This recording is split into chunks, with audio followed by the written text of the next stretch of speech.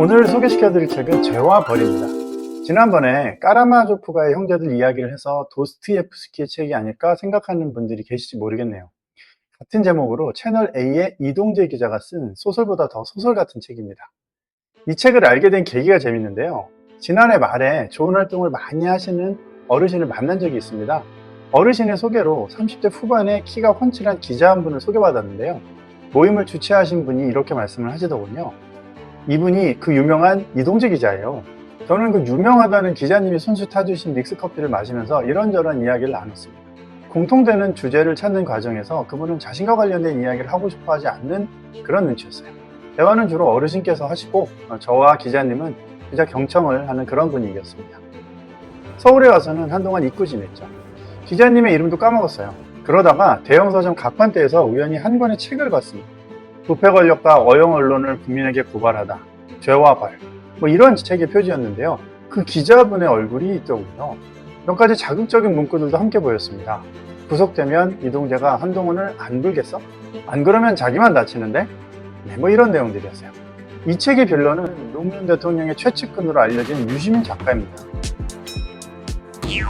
시작은 2015년 1월 부산대학교 병원에서 강연하는 유시민 전 장관입니다. 대한민국 기업이 글로벌 임상실험을 직접 한다? 이거는 참 놀라운 일이라고 생각이 듭니다. 제가 7년 전에 보건복지부에 있을 때 외국 제약사가 하는 거를 우리나라 큰 병원에서 임상을 좀 유치하는 거? 그 정도가 우리가 할 수 있는 거라고 생각을 했는데 7년이 지났는데 우리나라 기업이 이걸 하고 있다는 게 많이 신기했어요. 미국 FDA의 승인을 받아서 글로벌 3상까지 갔다는 자체가 효과가 상당 부분 이미 입증되었다는 증거이기도 하고 이런 얘기들을 했었죠. 보건복지부 장관 출신 유시민이 축사한 기술 설명회 행사 전후로 2달 동안 주당 6,000원쯤 하던 신라젠 장외 주가는 26,000원을 돌파하면서 4배가 훌쩍 넘게 폭등을 했습니다. 이후 내용들은 다들 아실 겁니다. 거짓으로 밝혀지면서 개미 투자자들은 모두 학살되고요. 신라젠의 이철 대표는 구속이 됐죠. 거래정지 당시 주가는 12,100원, 시가총액 1조 2천억 규모, 2020년 말 기준 소액주주는 17만 명이 넘는 상황이었습니다. 이들이 보유한 주식 비율은 92.6%에 달합니다. 이에 수많은 소액 투자자들은 절망의 목소리를 내고 있는데요. 21세기 대한민국에서 일어날 수 있는 일이 이제 한국거래소가 상장폐지하면 자살할 사람들도 무지하게 많습니다. 한두 명이 아니에요. 저부터도 제 인생 50년 살아온 인생이 날아가는 거예요. 이 사건을 취재하던 이동재라는 한 젊은 기자가 의심을 품게 됩니다. 이동재 기자는 감옥에 있던 이철 대표에게 다음과 같은 편지를 보냅니다. 사건이 궁금하다. 유시민 등 특정 관계 인물들의 연루 의혹이 사실인가? 제보해주면 보도를 잘하고 검찰에 제보하겠다. 검찰이 수사를 확실히 한다는데 그래도 내가 기사를 써서 보도하면 이철 대표에게 도움이 되지 않겠는가? 근데 이 편지가 구치소의 검열을 거쳐서 당사자에게 들어가기 전에 김어준 씨에게 먼저 도착합니다. 자신의 방송 김어준의 뉴스공장에서 다음과 같은 이야기를 한 것이죠. 제가 그때 그분한테 말씀드렸죠. 이것은 화면이 있는 방송과 하라. 그것이 훨씬 파급이 있고 이 내용은 그게 필요하고 그 큰 조직이 필요한 것 같아. 실제로 이동재 기자에게 모르는 인물로부터 만나자는 전화가 걸려옵니다. 알고 보니 그때 그분이라는 사기꾼이 편지 내용을 바탕으로 이동재 기자에게 접근을 한 겁니다. 김어준이 제보자 X로 유명한 사기꾼 한 사람을 보낸 거죠. 그런데 더 충격적인 것은 그게 MBC의 몰카 방송이었다는 겁니다. 채널 A 기자가 검찰총장의 측근 검사장의 이름을 앞세워서 협박성 취재를 했다는 의혹을 MBC가 처음 보도한 지 넉 달이 됐습니다. 그 사이 이동재 전 기자는 강요 미수 혐의로 구속됐고 한동훈 검사장의 연루 정황도 일부가 세상에 공개됐습니다. 그러니까 국민들이 보는 뉴스의 이면에는 수많은 모사꾼들의 공작이 연결된 거였죠. 문재인 정권 동안 대한민국 언론계에서는 유달리 이중잣대가 전가의 보도처럼 적용됐던 것으로 보입니다. 이동재 기자에 대한 수사와 재판 당시에도 몇몇 함량 미달의 언론은 유출된 피의사실에 악마의 편집을 추가했습니다. 끔찍한 허위사실과 함께 유포한 것이죠. 특정 정치 세력의 불편한 보도는 근거도 없이 유착으로 몰아세웠던 사람들일수록 이럴 땐 더없이 관대했습니다. 여권 유력 인사들이 수감 중인 이철 씨와 금융사기를 공모했다는 의혹들이 다시 꼬리를 물었습니다. 보수 유튜브 또는 극우 유튜브 쪽에서 어마어마하게 신라젠과 관련해서 제가 감옥 갈 거라는 말들을 막 하기 시작하죠. 그 시점에. 의도는 민주당 지지자들을 상대로 보수층이 채널 A라는 정편을 통해 순결한 유시민을 공격한다는 프레임을 씌우기 위해서였던 겁니다. 여기에 추가로 등장하는 인물이 채널 A 기자 명예훼손으로 1심에서 무죄 선고를 받았다가 지난주에 벌금 1,000만 원 선고받은 그 유명한 최강욱 의원입니다. 이동재 전 채널A 기자의 명예를 훼손한 혐의로 재판에 넘겨진 최강욱 전 더불어민주당 의원이 항소심에서 벌금형을 선고받았습니다. 항소심 재판부는 최 전 의원이 여론을 왜곡해 죄질이 나쁘다며 1심 무죄 판단을 뒤집었습니다. 재판부는 정치인으로서 발언에 신중해야 하는 최 전 의원이 SNS에 허위 사실이 포함된 게시물을 올렸다며 여론 형성 과정을 심하게 왜곡해 죄질이 좋지 않다고 지적했습니다. 오늘 선고 공판에는 이 사건의 피해자인 이동재 전 기자도 직접 참석했는데요.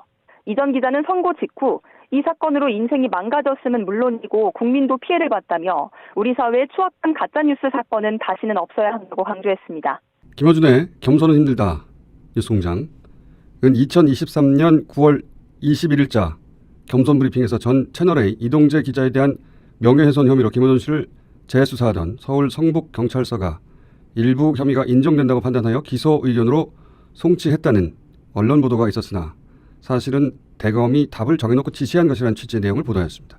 이에 대해 서울 성북경찰서는 정상적인 절차에 따라 수사를 진행하여 최종적으로 송치 결정을 한 것이다. 답을 정해놓고 수사를 하거나 검찰로부터 수사 결과에 대한 어떠한 지시나 요구를 받은 사실이 없다고 알려왔습니다. 이 보도는 언론중재위원회의 조정에 따른 것입니다. 전 채널A 기자 이동재 씨가 방송인 김어준 씨의 허위사실 유포로 명예를 훼손당했다며 낸 소송에서 일부 이겼습니다. 서울 동부지법은 이 씨가 김 씨를 상대로 1억 원을 지급하라며 낸 손해배상 소송에서 원고 일부 승소로 판결하며 김 씨는 이 씨에게 500만 원을 지급하라고 했습니다.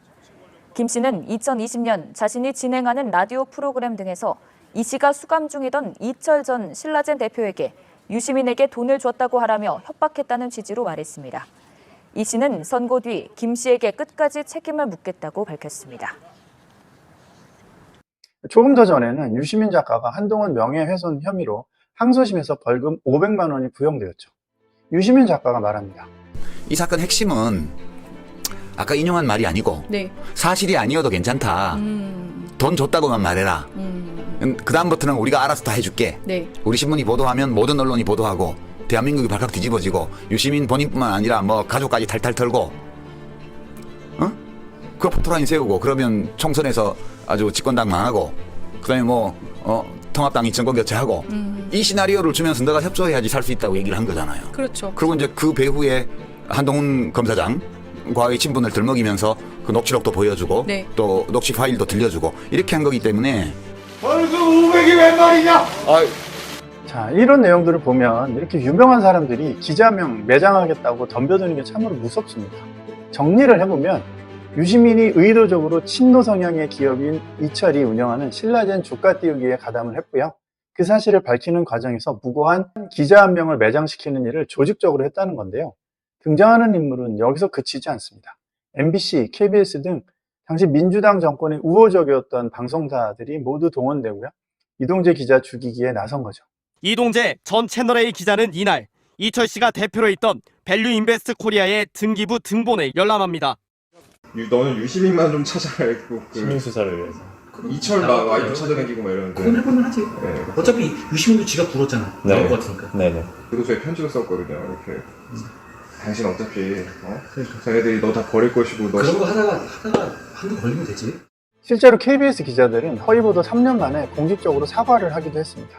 유시민 노무현 재단 이사장의 신라젠 주가 조작 연루 의혹 제기를 공모했다는 그제 보도와 관련해 KBS가 어제 9시 뉴스를 통해 공식 사과했습니다. 이 책은 기자를 직업으로 하는 한 자연인이 어떻게 권력에 의해서 짓밟히는지 그 과정이 생생하게 기록되어 있습니다. 한상혁 전 방통위원장이 몸담았던 민주언론시민연합과 정준희 교수의 편파적인 태도 등도 혀를 내두르게 합니다. 가짜 뉴스가 만들어지는 과정과 그로 인해서 그들이 얻는 이익들이 자세히 기술되어 있는데요. 더욱더 당황스러운 것은 이 책의 내용이 모두 사실이라는 겁니다. 실제로 이동재 기자는 이철 밸류 인베스트먼트 코리아 대표를 협박한 혐의인 강요 미수로 기소가 됐습니다. 유시민 노무현 재단 이사장의 비위 혐의를 제보하라는 취지의 편지를 보냈다는 겁니다. 이 전 대표의 가족도 수사 대상이 될 수 있다고 말했다는 혐의였죠. 2022년 7월 17일에는 법원으로부터 사전 구속영장이 발부돼서 서울구치소에 수감됐습니다. 당시 이동재 기자의 변호인은 죄질에 비해서 수감 기간이 길다고 보석을 신청해 왔습니다. 하지만 재판부는 관련 신문을 마친 뒤에도 수개월간 결정을 미뤄오다가 구속기간 만료를 하루 앞두고 보석으로 석방시켜버립니다. 채널A 강요 미수 사건으로 구속 기소된 이동재 전 기자가 구속기간 만료를 하루 앞두고 보석으로 풀려났습니다. 서울중앙지방법원은 오늘 이 전 기자가 불구속 상태에서 재판받게 해달라며 청구한 보석을 허가했습니다. 구치소에서 풀려난 이 전 기자는 불구속 상태로 재판을 성실히 받겠다는 말을 남겼습니다. 권력자에게 잘못 보이면 어떻게 되는지 제대로 보여주겠다는 뜻일까요? 무죄도 없는 사람을 공권력이 강제로 구속시키는 것도 모자라서 만기를 하루 앞두고 구속시킨다는 것은 사람을 정말 치밀하게 우롱하는 게 아닐까 싶더군요. 결론적으로 이런 권한 유착 세력의 윤석열과 한동훈 죽이기는 완전히 실패했습니다. 윤석열 대통령은 이동재 기자의 1심 무죄 당일 언론 인터뷰에서 권한 유착에 대한 정치 공작이라고 소감을 밝히기도 했고요. 한동훈 검사장도 거짓 선동과 공작, 불법적 공권력 동원에 대한 책임을 물어야 할 때라고 꼬집었습니다. 2021년 7월 16일 발표한 이동재 기자의 1심 무죄 판결이야말로 지금의 정부를 탄생시켰다는 시작점이라는 점에서 더 화가 납니다. 일종의 자살골이라고나 할까요? 네, 강요 미수 혐의로 재판에 넘겨진 이동재 전 채널A 기자에게 1심에 이어서 2심도 무죄를 선고했습니다. 이 전 기자는 2020년 2월에 수감 중인 이철 전 밸류인베스트 코리아 대표에게 자신이 검찰에 영향력을 미칠 수 있다면서 당시 여당 인사 등의 비위를 말하라고 강요했다가 미수에 그친 혐의로 기소됐습니다. 유시민의 글쓰기 특강이라는 책에서 그는 자신이 법정에서 쓴 항소이유서가 명문장이라고 소개했었던 그런 기억이 납니다. 당연히 대학생이던 그가 구속된 이유도 민주화 운동과 관련된 거라고 생각을 했죠. 이동재 기자에 따르면 유시민 작가가 구속된 이유는 서울대 프락치 사건 때문이라는군요. 그러니까 유 이사장의 진술서에 민주화 인사 이런 7명의 이름이 거명됐다 이런 거죠. 그렇습니다. 유시민 이사장이 거짓말을 했다는 건 또 무슨 얘기입니까? 심 의원이 주장한 대로 밀고를 한 건 사실로 봐야 됩니까? 좀 그렇게 볼 수도 있겠습니다. 저도 이 공개된 유 이사장의 진술서를 봤는데요. 예. 너무 상세하게 기록을 했다는 겁니다. 보건복지부 장관으로 내정됐을 때 해당 사건이 조명이 되었고 큰 곤욕을 치를 때도 당시 모든 서울대 학생들을 대신해서 사과드린다는 말씀을 드리고 싶다. 이런 책임 회피성 발언을 한 걸로도 많이 알려져 있었죠. 그 유명한 항소 이유서에도 사과 같은 건 전혀 없었고요. 피해자에 대한 언급도 전혀 없었죠. 사실 정치인이나 언론인들은 워낙에 유명한 사람이고 중간중간 이슈가 있어도 그냥 나한테 한번 좋은 사람이면 계속 좋은 사람 뭐 이런 거잖아요. 그런데 이 책을 읽으면서 오래전에 그 100분 토론에서 유시민 작가와 진중권 교수가 다투던 부분이 다시 좀 떠올랐습니다. 유시민 작가는 그때 유튜브가 자유로운 소통의 장이 되어야 한다는 투로 이야기를 했고요. 자기가 옳다고 믿는 바를 자유롭게 이야기할 수 있다면 그렇지 않은 경우에 비해서 우리 모두가 좀 더 올바른 판단을 할 가능성이 높아질 거다. 이걸 저는 이제 자유주의적인 믿음이라고 그러는데요. 진중권 교수는 정제되지 않은 정보들이 조회수를 목적으로 무분별하게 유통되는 것은 정치인이나 언론인들이 지양해야 한다고 이야기를 했죠. 또 있습니다. 그냥 레거시 미디어에서도 문제가 되는데 이른바 그쪽 편 미디어들이 참 문제가 많아요. 그쪽 사람들 듣기 좋아하는 그 뉴스 내주는 미디어들이 좀 있거든요. 그 대표적인 게 김어준의 뉴스공장이거든요. 개인적으로는 유시민 작가의 의견이 조금 더 요즘 트렌드를 반영한다고 생각을 했습니다. 그런데 이 책을 읽고 나니까 조금 다른 생각이 들었습니다. 정치 잘하라고 뽑아줬더니 독재 정치를 하고 있었던 거죠. MB 시절 한참 좋아했던 유시민, 김어준 같은 사람들이 민주당이 집권하는 동안 MB와 동일한 인물이 돼버렸다는 사실에 충격을 받았습니다. 책을 읽는 내내 최근 개봉한 김성수 감독의 서울의 봄을 보는 것 같아서 먹먹한 감정이 들었습니다. 분명히 전두광은 나쁜 놈인데 정릉편에 들어서 잘 보여야 떡고물이 떨어질 것 같은 쿠데타 상황에서 난 어떤 위치에 서 있어야 하나 뭐 그런 느낌 말이죠. 모든 국민이 서울의 봄의 이태신 장군이나 아수라의 한도경 형사와 같은 뚝심과 정의감을 가질 수는 없겠지만 대한민국의 미래를 걱정하는 의식 있는 시민이라면 꼭 한번 읽어보셨으면 하는 그런 책입니다. 이동재 기자와 같은 대한민국의 양심 있는 국민들을 진심으로 응원합니다. 감사합니다. 시대가 시대이지 않소. 죄를 짓지 않고는 살아남을 방법이 없고 죄를 짓지 않아도 죽을 이유가 넘쳐나는 세상이니. 선거 후에 이동재 전 기자는 이 사건과 관련해서 허위 사실을 유포한 이들에게 책임을 묻겠다고 말했습니다.